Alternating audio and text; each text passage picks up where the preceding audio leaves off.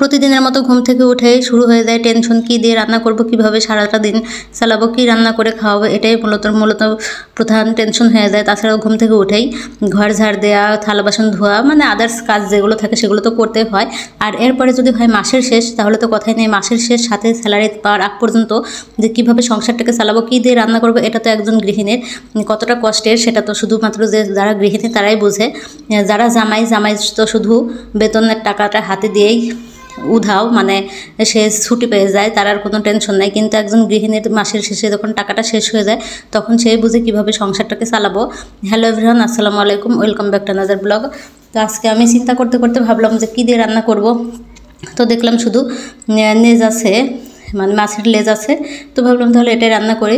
তো মাছের লেজটা আমি একটু ছোটো করে কাটছিলাম প্রথম দিনে, কারণ আমি আর আপনাদের ভাইয়া কেউই লেজ পছন্দ করি না। তো ভাবলাম তাহলে একটু ছোটো করেই কাটি। তো ওইগুলোই ছিল, তো ভাবলাম তাহলে আজকে এগুলোই রান্না করি, বেতন পাওয়া পর্যন্ত একটু কষ্ট করেই চলতে হবে। তো মাছ আমি প্রথমে ভেজে নিলাম, আর সাথে আমি করলা ভাজি করব। মাছটা ভেজে নিয়ে তো ছোটো ছোটো আলু ছিল এভাবে কেটে নিয়ে তো আলু দিয়েই ঝোল করব। তো আলুটাও এখন কষিয়ে নিচ্ছি।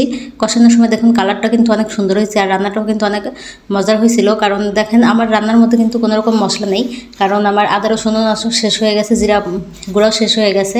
আর আমি এখনও পাটা কিনি নাই, আমি ঢাকা থেকে, মানে আব্বু আম্মুর ওখান থেকে, আম্মু ব্লেন্ডার করে দেয়, আমি ওখান থেকেই আদা রসুন পেস্ট আর জিরা গুঁড়া নিয়ে আসি। তো আমার এখন যাওয়া হচ্ছে না, তো এই যে স্যালারি পেলে পাটাটা কিনবে, এই কদিন এভাবে রান্না করে দিছি। কিন্তু রান্নাগুলো সত্যি বলতে অনেক মজার হয়। আপনারা হয়তো ভাবতে পারেন যে মশলা দেয় না, রান্না হয়তো মজার হয় না, কিন্তু রান্নাটা কিন্তু অনেক অনেক মজার হয়। আসলে এখানে তো আর মাংস রান্না করতেছি না যে মাংসের মধ্যে মশলা দিতেই হবে, এমন তো কোনো কথা না। যাই হোক, এখানে কথা বলতে বলতে মাছ রান্নাটাও প্রায় শেষের দিকে চলে আসছে। আর হ্যাঁ, আপনারা কে কোথা থেকে আমার ভিডিও দেখছেন সেটা অবশ্যই কমেন্টে জানাবেন। আর আমার ভিডিওগুলো ভালো লাগলে লাইক, কমেন্ট অ্যান্ড শেয়ার করতে ভুলবেন না। আর আমার এই নামে একটা ইউটিউব চ্যানেল আছে, পারলে ভিজিট করে সাবস্ক্রাইব করে দেবেন। আর এখন আমি করলা ভাজি করব। আর প্রথমে যে বললাম যে ঘুম থেকে উঠে টেনশন, এটা শুধু আমার না, এটা প্রত্যেকটা গৃহিণী, প্রত্যেকটা মায়ের টেনশন। ঘুম থেকে উঠে কী রান্না করব, কী দিয়ে চলবো, কীভাবে। বিশেষ করে যখন মাসের শেষ হয়ে যায় তখনই সব থেকে বেশি টেনশন হয়। শুধু আমারই হয় না, প্রত্যেকটা মানুষেরই হয়। আর আমার তো আরও বেশি হয়, কারণ অনেক যারা সরকারি কর্মকর্তা তাদের দেখা যায় যে 1 তারিখেই, আবার মাসের শেষে 28, 29 তারিখে স্যালারি পাওয়া যায়।